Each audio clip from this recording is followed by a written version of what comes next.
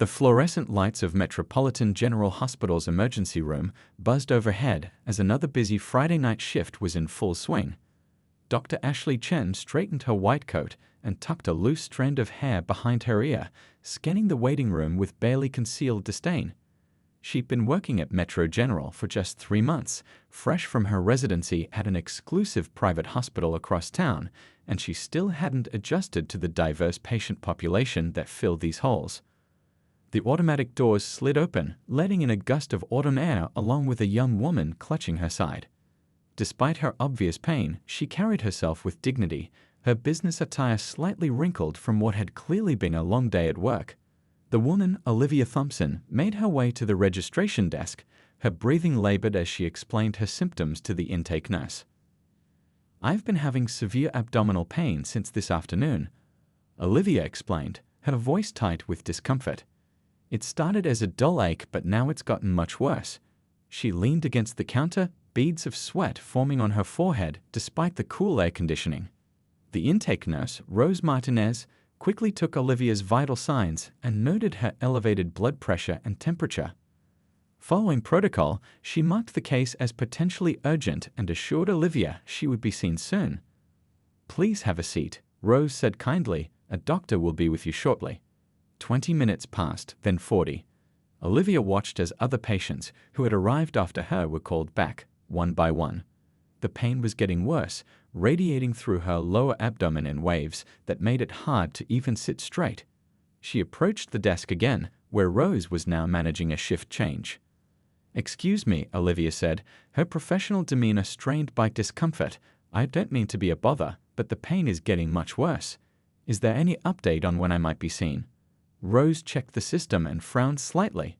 She could see that Dr. Chen had already reviewed the initial intake notes but hadn't flagged the case for immediate attention.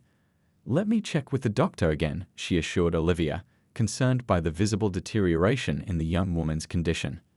Dr. Chen was standing at the nurse's station, scrolling through her phone when Rose approached. "Dr. Chen, the patient with abdominal pain in the waiting room is showing signs of increased distress. Her temperature has gone up since initial intake." Without looking up from her phone, Dr. Chen replied dismissively, "I saw the notes. Probably just looking for pain medication. We'll get to her when we can." She then turned her attention to a new chart, deliberately ignoring Rose's concerned expression. The next hour brought a steady stream of patients. A college student with a sprained ankle was quickly assessed and sent to radiology. An elderly man with chest pain was immediately rushed back. A teenager with a minor cut from a skating accident was treated and discharged. All while Olivia remained in the waiting room, now curled forward in her chair, trying to manage pain that had become nearly unbearable. What Dr. Chen didn't realize was that each passing moment was being carefully documented. Between waves of pain, Olivia was using her phone to take notes, times, names, and observations. Her legal training kicking in even through the fog of discomfort. She noticed how Dr. Chen's demeanor shifted dramatically when interacting with different patients, how her professional mask slipped just slightly when glancing toward the waiting room. The breaking point came when a young woman arrived complaining of similar symptoms. Within 15 minutes, she was taken back for evaluation, despite having arrived over 2 hours after Olivia. Rose, who had been watching this unfold with growing unease, finally decided to speak up again.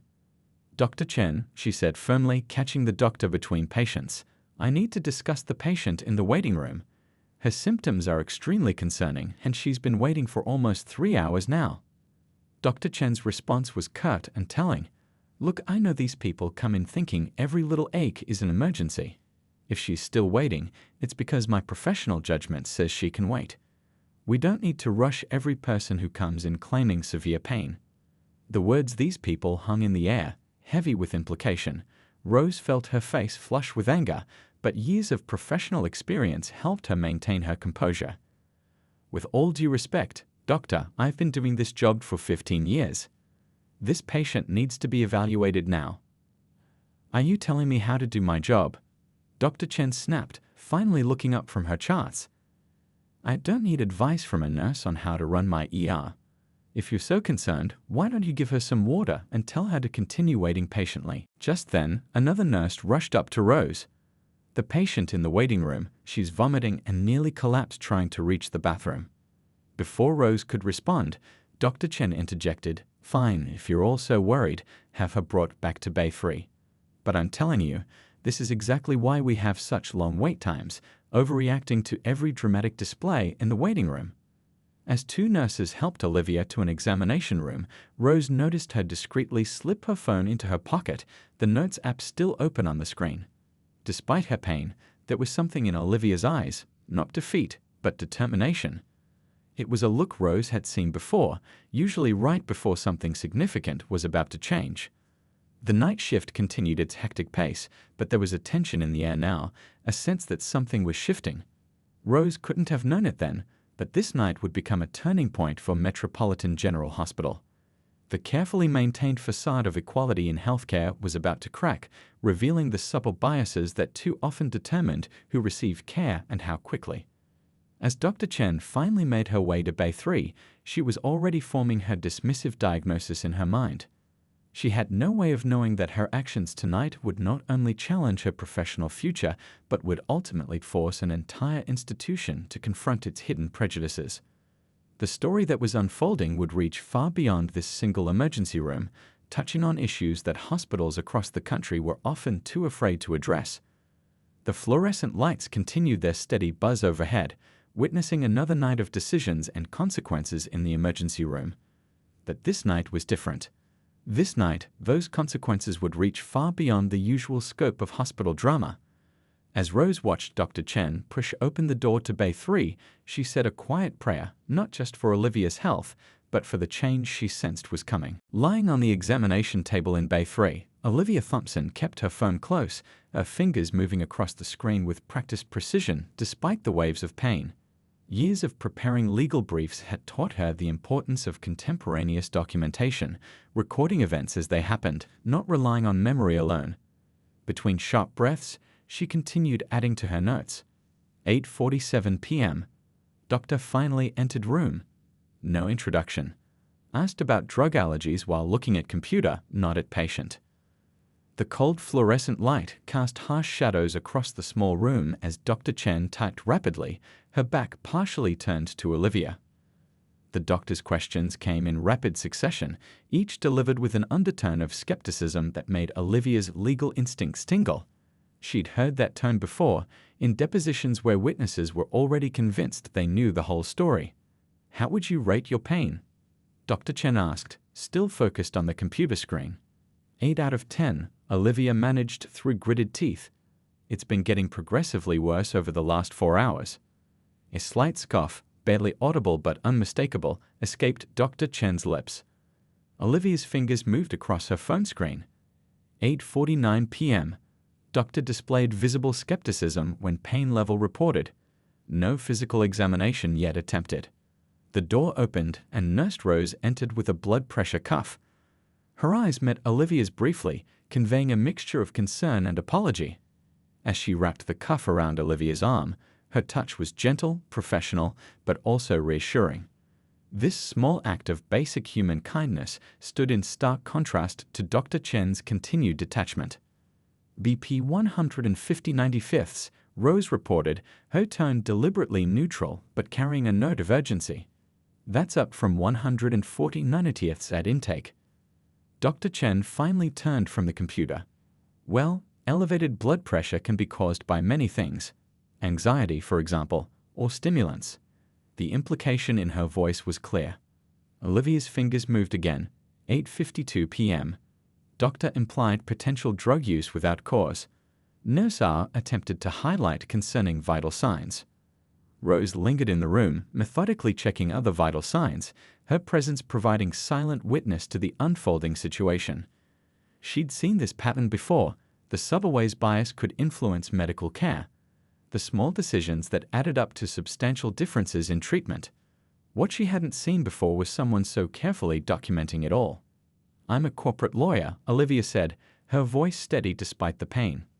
"I was in court all day today. The pain started during my afternoon meeting with clients." Dr. Chen responded, barely acknowledging the information. "We'll run some basic tests, but you should know that drug-seeking behavior is something we take very seriously here. Olivia's phone, 8:55 p.m.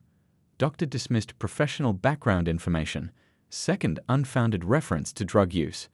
Rose spoke up, her voice carrying the weight of experience. Doctor, given the patient's symptoms and rising blood pressure, should we perhaps order an imaging study? Dr. Chen's response was immediate and dismissive. Let's not get ahead of ourselves. We'll start with basic blood work. She turned to Olivia, finally making brief eye contact. Someone will be in to draw blood shortly. Try to stay comfortable. As the doctor left the room, Rose remained behind, checking the IV line that had been placed earlier. Her movements were deliberately slow, and when she spoke, her voice was low and careful. I want you to know that I'm documenting everything in my nursing notes, she said quietly, including the timeline of your arrival and the delay in assessment. Olivia nodded, understanding the significance of what Rose was offering. Thank you, she whispered, adding to her notes, 9:00 p.m. Nurse R confirmed separate documentation of treatment delays and decisions. Over the next hour, Olivia's phone became a detailed record of her experience. She noted every interaction, every dismissive comment, every time someone came to check on other patients in nearby rooms while passing her by. She documented the times other patients arrived and how quickly they were treated, carefully noting any patterns she observed. 9:15 p.m. Patient in Bay 4 arrived after me, similar symptoms, immediately sent for CT scan. 9:45 p.m. Blood still not drawn despite doctor's orders. 10:00 p.m. Overhead page for Dr. C to trauma room. Passed by without checking on status. Through the thin curtains separating her area from the next, Olivia could hear snippets of conversations, the different tones used with different patients, the varying levels of concern and attention. Her legal training helped her focus on these details even as the pain continued to worsen. A young resident passed by, glanced in, then hurried away. Olivia added, 10:20 p.m. Junior doctor appeared to notice condition but deferred to senior physician's assessment. Rose returned periodically, each time finding reasons to stay a little longer, to add her own observations to the growing record. She shared details about standard protocols, typical wait times, usual procedures for similar symptoms. Each piece of information became another point of comparison, another data point in the emerging pattern. The standard procedure for unexplained acute abdominal pain includes a complete blood count and imaging, Rose explained quietly while adjusting Olivia's IV, especially with elevated blood pressure and fever. Olivia's notes grew more detailed. 10:45 p.m. Nurse confirmed deviation from standard protocols. No blood work completed yet. No imaging ordered. No pain management offered. The documentation wasn't just a record of one night in an emergency room. It was becoming a story about systemic issues, about how bias could manifest in 1,000 small decisions, each seemingly insignificant on its own, but adding up to potentially life-threatening delays in care. As the clock crept toward midnight, Olivia's phone battery dropped to 20%. She plugged it into her portable charger, determined not to lose any part of this record. The pain had become almost unbearable, but her mind remained focused on the task at hand. Years of law practice had taught her that change often started with careful documentation, with irrefutable evidence of patterns that others might prefer to ignore. 11:30 p.m., 4 hours since arrival. No diagnostic tests performed.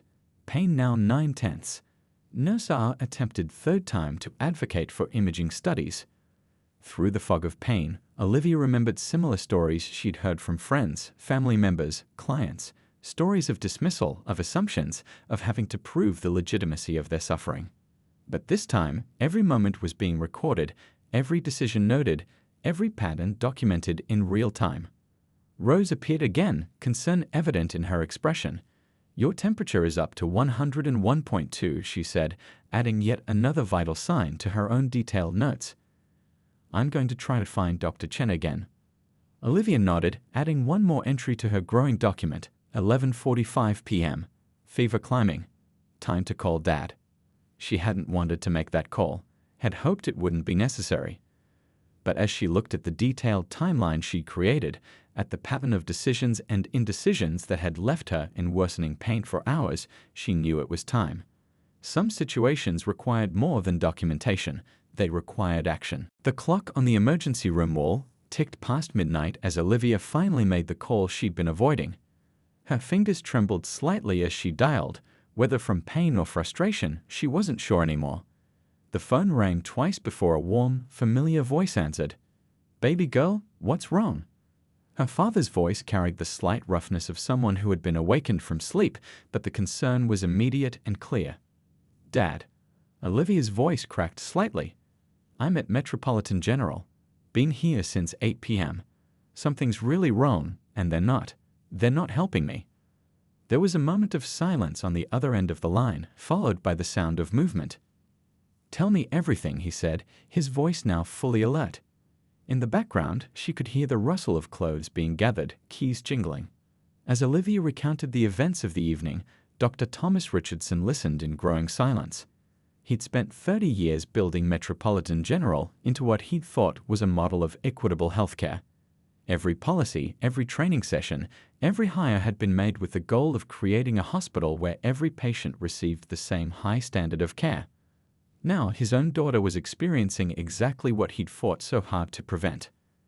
"I'll be there in 15 minutes, he said, his voice carrying a calm that belied the emotion underneath. "Don't tell them who you are. Don't tell them who I am. I want to see this for myself." While her father made the drive, Olivia dozed fitfully in the examination room, the pain now a constant companion. Rose had managed to convince another nurse to start the blood draw that had been ordered hours ago, but the samples still sat untouched in the lab. Dr. Chen had disappeared into another patient's room, barely glancing at Bay 3 during her passes through the hallway. The ER continued its usual midnight rhythm, the squeak of gurney wheels, the beeping of monitors, the murmur of conversations between staff members who had no idea their world was about to shift. At 12:22 a.m., Thomas Richardson walked through the emergency room doors. Gone was his usual tailored suit and hospital ID badge. Instead, he wore jeans and an old college sweatshirt, the outfit of a concerned parent, not the hospital's owner and chief of surgery. He approached the front desk like any other family member, his demeanor deliberately casual. "I'm here to see my daughter," he said quietly to the night receptionist. "Bay 3, I believe." The young receptionist barely looked up from her computer. Family members aren't allowed back at this hour unless specifically approved by the attending physician. Thomas nodded patiently. "Could you please let Dr. Chen know I'm here? My daughter's been waiting for several hours." "Doctor's very busy right now. You'll have to wait until she's available." From her position at the nurse's station, Rose had been watching this interaction with growing interest. Something about the man's calm confidence caught her attention. She'd worked at Metropolitan General for 12 years, but had only seen Dr. Richardson in person a handful of times. Still, there was something familiar about this man in the sweatshirt. Dr. Chen chose that moment to emerge from another patient's room, finally heading toward Bay 3 with a stack of charts in her hands. Thomas watched as she stopped to chat with another doctor, laughing about something entirely unrelated to patient care. Rose approached Thomas quietly. "Sir, are you here for the patient in Bay 3? He turned, and Rose felt her breath catch as she finally recognized him. She'd seen that same expression, gentle but absolutely unwavering, in photographs hanging in the hospital's main lobby. "Yes," he said softly. "I understand my daughter's been here for quite some time." Rose glanced toward Dr. Chen, then back at Thomas. "Sir, I think you should know, I've been documenting everything." A small smile crossed his face. "So has she," he replied. "Now, I'd like to observe a bit longer, if you don't mind." For the next 20 minutes, Thomas Richardson stood quietly in the waiting area, watching the ER's operations with the trained eye of someone who had spent his life building and running hospitals. He observed the pattern of care, the subtle differences in how various patients were treated, the small decisions that added up to vast disparities in medical attention. When Dr. Chen finally entered Bay 3, Thomas followed at a distance, positioning himself just outside the door. "Well," he heard Dr. Chen say, her voice carrying that same dismissive tone that Olivia had documented all evening, "your blood work shows no major abnormalities. I think we can probably send you home with some over-the-counter pain medication, without any imaging studies." Olivia's voice was strained but clear. despite the fever and elevated blood pressure. Listen, Dr. Chen's tone grew sharp. If you're hoping for stronger pain medication, you should know that we're very careful about treating certain patients differently than others. Thomas stepped into the room, his quiet words stopping Dr. Chen mid-sentence. About making assumptions that influence medical care. About ignoring standard protocols based on personal bias. Dr. Chen turned, annoyance flickering across her face. Sir, you can't be in here. This is a private medical. I'm Dr. Thomas Richardson, he interrupted softly, Chief of Surgery and owner of Metropolitan General Hospital. And this is my daughter you've been neglecting for the past 5 hours. The color drained from Dr. Chen's face as the implications of the situation crashed over her. The room fell silent except for the steady beeping of the vital signs monitor. I've spent the last 30 minutes watching how my emergency room operates, Thomas continued, his voice remaining calm but carrying an undertone of steel. I've seen the differences in care, the patterns of treatment. I've seen exactly what my daughter documented throughout this evening. He stepped further into the room, his presence filling the small space. Dr. Chen, I'm not here right now as the hospital owner or as a surgeon. I'm here as a father who just watched his daughter suffer needlessly because of assumptions and biases that have no place in medical care. Rose appeared in the doorway, holding a tablet. Dr. Richardson, I have the complete nursing notes from the evening, including all vital signs and timestamps of care delays. Thomas nodded. Thank you, Rose. Please order a CT scan immediately. Then I'd like you to pull the records of Dr. Chen's patient care patterns for the past 3 months. Every case, every decision, every deviation from standard protocols. Dr. Chen started to speak, but Thomas held up his hand. We'll discuss this in detail tomorrow. Right now, my daughter needs the medical care she should have received hours ago. Care that every patient in this hospital deserves, regardless of who they are or who their father might be. As the CT scan was finally ordered and the proper medical protocols were put into motion, Thomas sat beside Olivia's bed, holding her hand. The night shift continued around them, but there was a different energy in the emergency room now, a sense that something fundamental had shifted, that the carefully maintained veneer of equality had cracked to reveal the truth underneath. In the quiet moments between tests and treatments, father and daughter talked about what would come next, not just for Olivia's care, but for the hospital itself. This night had exposed problems that couldn't be ignored, changes that would need to be made, conversations that were long overdue. The revelation of Olivia's identity had broken the surface, but the real work, the systematic examination of biases, the restructuring of protocols, the hard conversations about prejudice in healthcare, was just beginning. The morning light was just beginning to filter through the emergency room windows as Dr. Thomas Richardson stood in the hospital's main conference room. The CT scan had confirmed his fears. His daughter had been suffering from acute appendicitis. She was now in recovery after emergency surgery, but the night's events were far from over. The large mahogany table, usually reserved for board meetings and medical staff conferences, now served as the stage for a different kind of meeting. Dr. Chen sat alone on one side, her usually confident posture notably diminished. The night's events had left dark circles under her eyes, but it wasn't fatigue that made her hands tremble slightly as she arranged and rearranged the papers in front of her. Rose sat quietly in the corner, her detailed nursing notes spread before her. The night shift had ended hours ago, but she had stayed, knowing the importance of what was about to unfold. 2 other senior staff members were present, the hospital's chief of medicine and the head of human resources. Thomas walked to the window, his reflection ghosting against the brightening sky. When he finally spoke, his voice was measured, controlled. Before we begin, I want to be clear about something. This meeting isn't just about my daughter. It's about every patient who has walked through those emergency room doors and received different care based on how they looked or what assumptions were made about them. He turned, facing the room.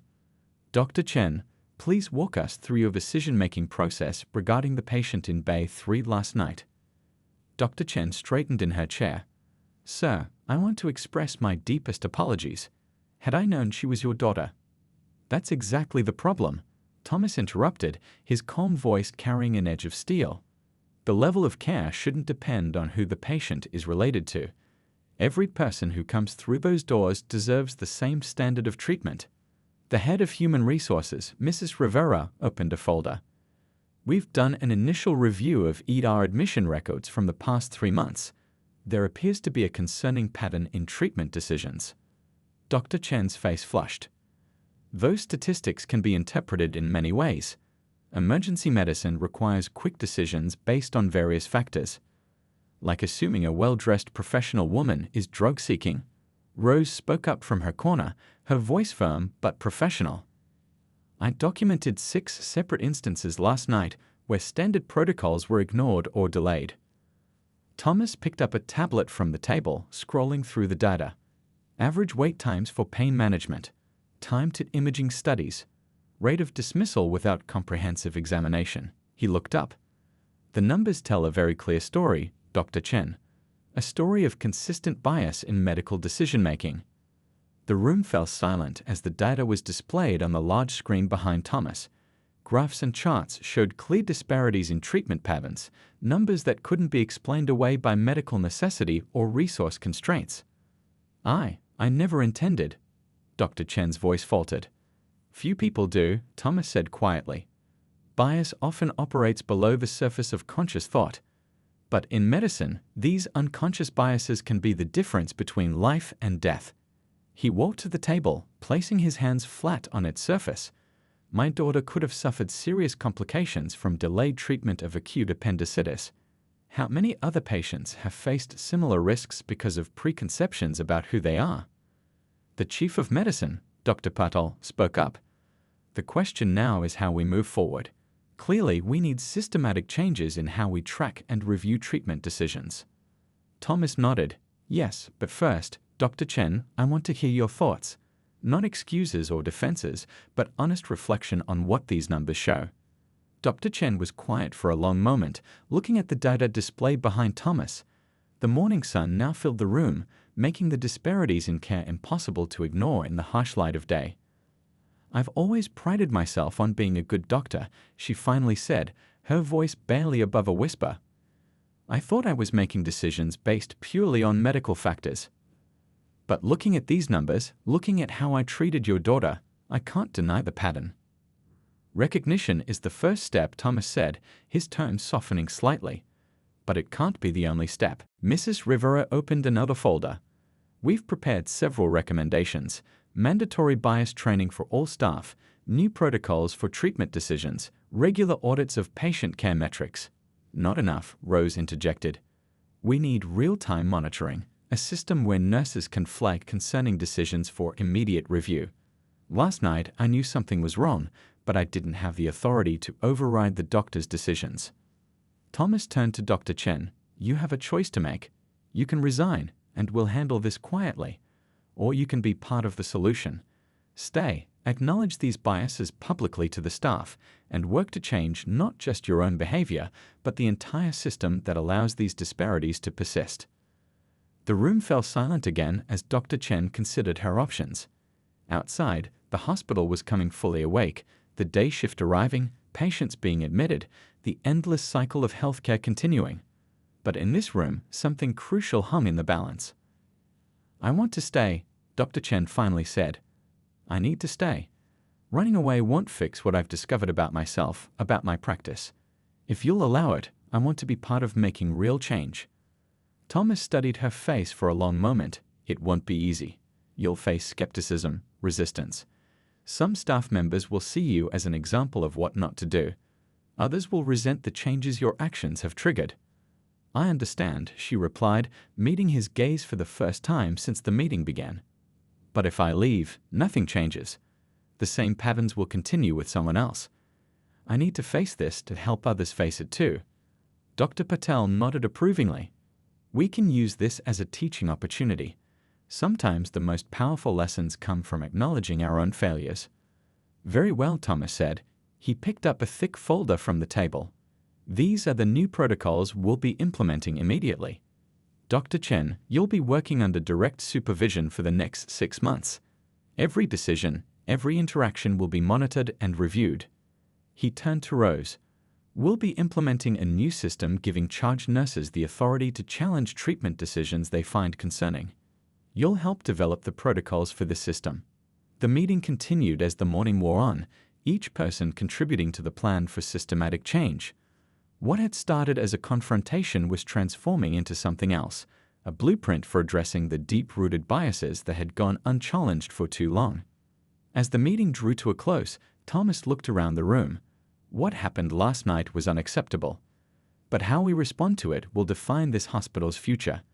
Every patient who walks through our doors must receive the same high standard of care, not because they might be related to someone important, but because that's what every human being deserves. The hospital's quality review office had never seen such activity.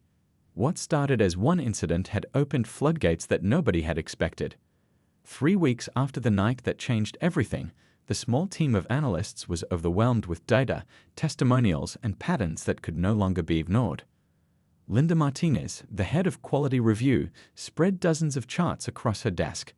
Each one told a story bigger than individual numbers that revealed a system of subtle but persistent disparities that had gone unnoticed for far too long. "Look at these wait times," she said to Thomas Richardson, pointing to a particularly telling graph. On average, certain groups waited 45 minutes longer for initial assessment. The difference in pain medication administration is even more striking. Thomas leaned over the desk, his face grim as he studied the numbers. The data wasn't just about his daughter anymore, it was about hundreds of patients who had passed through the emergency room doors over the past year. "And these are just the cases we can track through obvious metrics," Linda continued, running her hand through her graying hair. "The subtle differences in treatment decisions, the variations in referrals to specialists, the dismissal of symptoms, some of these patterns are harder to quantify but just as real." The investigation had started small, focusing on Dr. Chen's cases, but it quickly became clear that the issues ran deeper.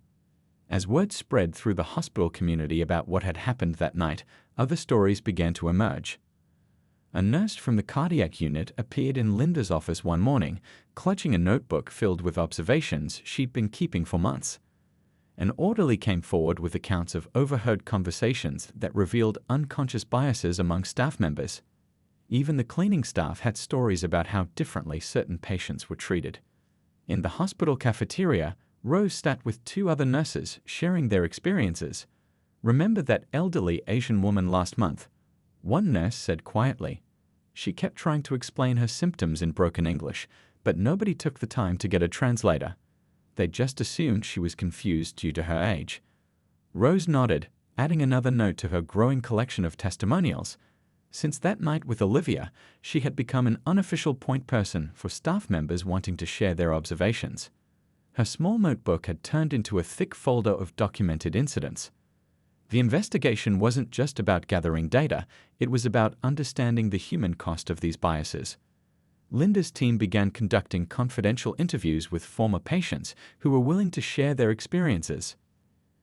"I knew something was wrong with my heart," one woman explained during her interview, tears in her eyes. "But they kept telling me it was just anxiety. 3 days later, I had a minor heart attack. If they had run the tests I asked for." Each story added another layer to the investigation, building a picture that couldn't be dismissed as isolated incidents or coincidences. The patterns were too consistent, the impacts too severe. Dr. Chen, still working under supervision, became an unexpected ally in the investigation. Her own journey of self-reflection had led her to review years of her past decisions, identifying moments where bias had influenced her medical judgment. "I remember this case," she said one afternoon, showing Linda a particular file. "I diagnosed it as stress-related without doing a full workup. Looking back, I can see how my assumptions about the patient affected my decision-making." The investigation expanded beyond individual cases to examine hospital policies and procedures. Every form, every protocol, every standard operating procedure was scrutinized for potential bias. The team discovered that even the intake questionnaires contained subtle language that could lead to discriminatory assumptions.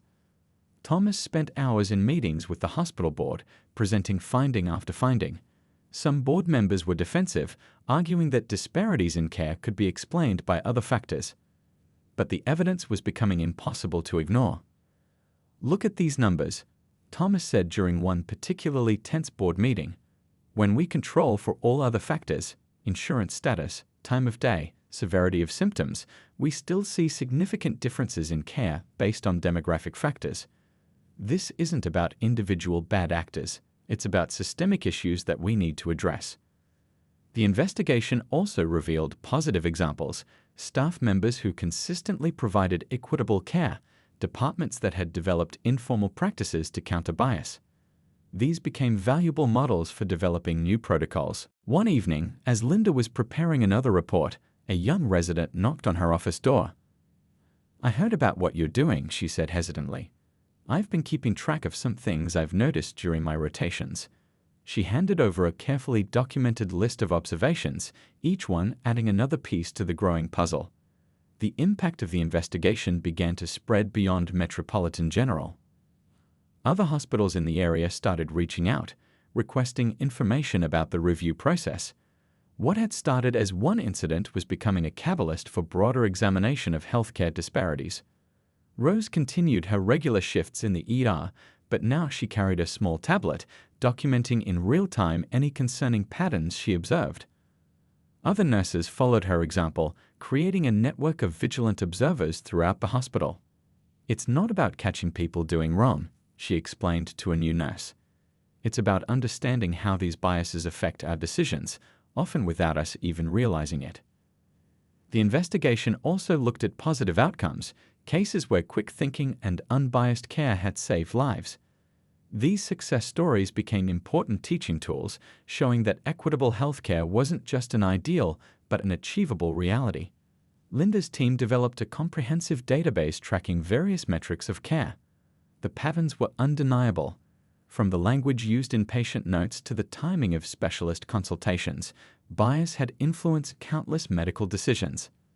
As the investigation entered its second month, Thomas called a hospital-wide meeting.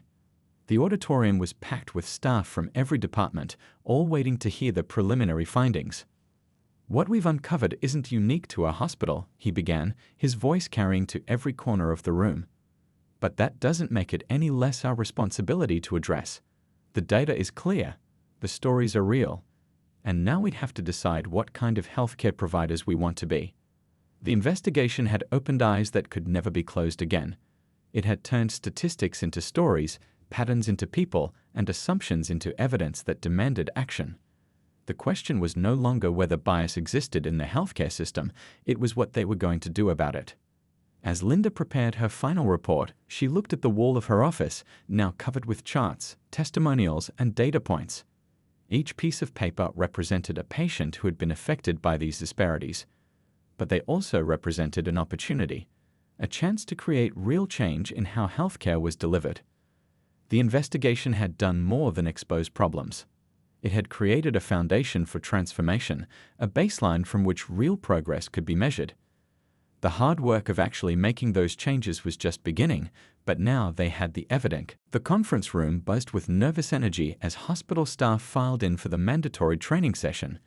6 weeks had passed since the night that exposed deep-rooted problems in patient care, and now it was time for real change to begin. Dr. Chen stood at the front of the room, her hands steady but her voice carrying the weight of someone who had learned difficult truths about themselves. "I'm not here to make excuses," she began, looking out at her colleagues' faces. "I'm here because we need to talk about something that's been happening in our hospital, something I was part of without even realizing it." The room fell silent as she shared her story, not just about that pivotal night with Olivia, but about all the small decisions that had led to it. As she spoke, faces in the audience shifted from skepticism to recognition, then to understanding. "It's easy to say we treat everyone the same," she continued, "but our actions tell a different story. Today, we're going to look at real cases, including my own mistakes, and learn how to do better." The training wasn't just another PowerPoint presentation about diversity. Instead, it was raw, honest, and deeply personal. Real cases were discussed, with actual consequences laid bare. Staff members were encouraged to share their own experiences, both as healthcare providers and as patients. A young nurse raised her hand. "Last week, I caught myself making assumptions about a patient based on how they looked. Before these sessions, I might not have even noticed I was doing it. In the emergency room, changes were already visible. New protocols required regular rotation of staff assignments to prevent unconscious patterns of care from developing. Every shift now began with a brief meeting to review recent cases and discuss any concerns about care disparities. Rose, who had been promoted to emergency department supervisor, helped implement a new real-time monitoring system. Tablets mounted in each bay allowed nurses to flag concerning decisions immediately, triggering automatic review processes. "See this button here," she explained to a group of new nurses. "If you notice any deviation from standard protocols, you press this. It's not about getting anyone in trouble, it's about catching problems before they become emergencies." Dr. Richardson watched these changes unfold from his office, where he met regularly with the hospital's newly formed Equity in Care Committee. The committee, made up of staff from every department, reviewed data, suggested improvements, and ensured that changes weren't just superficial fixes. "Look at these numbers," the committee chair pointed to a screen during one meeting. "Average wait times are evening out across all patient groups. Pain management protocols are being followed more consistently. But we still have work to do." The consequences weren't just procedural. Staff members who showed consistent bias in their care decisions were required to undergo additional training and supervision. Those who refused to acknowledge or address their biases found themselves facing disciplinary action. In the cafeteria, conversations among staff had changed. Instead of casual gossip about difficult patients, there were discussions about how to better serve diverse populations. The hospital had hired more translators and cultural liaison officers, making them available around the clock. "Remember last month?" one doctor said to another over coffee. "When we had that elderly patient who only spoke Mandarin? Instead of trying to rush through the consultation, we got a translator in here within 10 minutes. The difference in care quality was amazing." Dr. Chen's role had evolved too. After her initial period of supervision, she became an advocate for change, sharing her story with other hospitals and medical conferences. Her honesty about her own biases and her journey to address them resonated with healthcare providers across the country. "We can't change what we don't acknowledge," she told a packed auditorium at a medical conference. "And we can't fix problems by pretending they don't exist." The hospital's reputation in the community began to shift. Patients who had previously felt marginalized started sharing positive experiences. Support groups formed, creating networks of patients helping other patients navigate the healthcare system. One afternoon, an elderly woman stopped Thomas in the hospital corridor. "I've been coming to this hospital for 20 years, she said, tears in her eyes. "This is the first time I felt truly heard by every person who treated me." The changes weren't always easy. Some staff members resisted, claiming the new protocols were too cumbersome or unnecessary. Others left, uncomfortable with the increased scrutiny of their decision-making. But for every person who left, others stepped forward, drawn to a hospital that was actively working to provide truly equitable care. Training sessions evolved based on feedback and results. Role-playing scenarios helped staff practice difficult conversations. Virtual reality simulations allowed doctors and nurses to experience healthcare from their patients' perspectives. Every teaching moment was grounded in real experiences and actual cases. Today, we're going to discuss a case from last week, a trainer announced during one session. The patient presented with chest pain, but the initial assessment was delayed. Let's talk about why and what we could have done differently. The hospital's data collection system grew more sophisticated, tracking subtle patterns that might have gone unnoticed before. Regular audits ensured that changes weren't just temporary fixes, but lasting improvements in care delivery. In the emergency room one night, a situation arose that would have played out very differently just months before. A young patient arrived with vague symptoms, clearly in distress but struggling to communicate clearly. Instead of making assumptions, the staff followed the new protocols, taking time to listen, bringing in appropriate support, and following standard assessment procedures regardless of first impressions. 6 months ago, this patient might have waited hours, Rose observed as she watched the case unfold. Today, they're getting the care they need when they need it.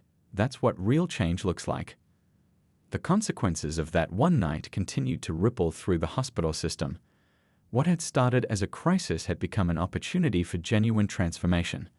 Staff members who had initially been defensive about the changes began to see the positive impact on their work and their patients. "It's actually made our jobs easier," one doctor admitted during a staff meeting. "When you have clear protocols and support for making unbiased decisions, you can focus on what really matters, providing the best possible care for every patient." As the sun set on another busy day at Metropolitan General, Thomas stood at his office window, watching the steady flow of people entering and leaving the hospital. Each person who walked through those doors now had a better chance of receiving fair, unbiased care. It wasn't perfect yet. Change never is. But it was real, measurable progress. The consequences of confronting bias head-on had transformed not just procedures and protocols, but the very culture of healthcare delivery. In the end, that was the most important change of all. 1 year had passed since that fateful night in the emergency room.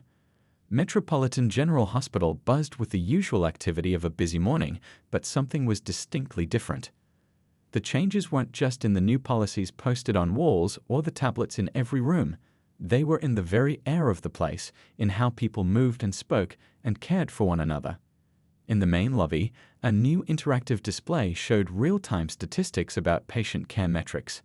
Average wait times, pain management response rates, and patient satisfaction scores were now transparent for all to see. But more telling than the numbers were the stories posted alongside them, testimonials from patients and staff about their experiences with the transformed hospital culture. "I never thought I'd be back here," said an older gentleman, touching the screen gently. "But when my grandson needed emergency care last week, I didn't hesitate. This place isn't what it used to be, it's what it always should have been." Dr. Chen stood in her office, preparing for her weekly training session with new residents. The wall behind her desk displayed not the usual medical certificates, but rather a framed copy of her public commitment to equitable care. A document she'd written during her own journey of transformation. A knock at the door interrupted her preparations. It was Olivia, now fully recovered and carrying a thick folder of legal documents. The two women's eyes met, both remembering that night a year ago, but now seeing it through the lens of all that had changed. "The new healthcare equity legislation passed," Olivia announced, setting the folder on the desk. "And they're using our hospital's transformation as a model for implementation across the state." The legislation wasn't just about rules and regulations, it was about real change in how healthcare was delivered. Metropolitan General's journey had become a blueprint for other institutions looking to address their own biases and disparities in care. In the emergency room, Rose conducted orientation for a new group of nurses. The training area had been redesigned to include simulation rooms where staff could practice scenarios that challenged their assumptions and biases. "Remember," she told the group, "every patient who comes through those doors has a story. Our job isn't to judge those stories, it's to provide the best possible care to every single person." The hospital's transformation had rippled out into the community. Local medical schools now sent their students to Metropolitan General specifically to learn about equitable healthcare delivery. What had started as a crisis had become a model for positive change. Dr. Richardson sat in on one of these teaching sessions, watching as students engaged with real-world scenarios. The examples weren't theoretical. They were actual cases from the hospital's history, including that pivotal night with his daughter. "Healthcare isn't just about medicine," he told the students. "It's about seeing each patient as a whole person, deserving of our full attention and best efforts. Sometimes the hardest part isn't diagnosing the illness, it's recognizing and overcoming our own biases." The changes weren't just in how care was delivered, but in how it was monitored and measured. The hospital's data analytics team had developed new tools for tracking subtle patterns in treatment decisions. These tools were now being shared with other hospitals across the country. In the cafeteria, staff members from different departments sat together, discussing cases and sharing insights. The conversations were different now, more open, more aware, more focused on learning from each other's experiences. "Remember that case last week?" one nurse asked her colleagues. "When we almost missed something important because we were rushing?" The new protocols caught it. A year ago, that might have gone very differently. The hospital's reputation had grown. Patients now came from all over the state, drawn by stories of truly equitable care. But more importantly, local community members who had once avoided the hospital now felt confident seeking care there. One afternoon, a young mother brought her child to the emergency room. As she sat in the waiting area, she overheard two nurses discussing a complex case. Their conversation was focused entirely on medical needs and proper protocols, no assumptions, no biases, just professional care. "I remember when things weren't like this," she told Rose later. "When people like me would wait twice as long, when our pain wasn't taken seriously.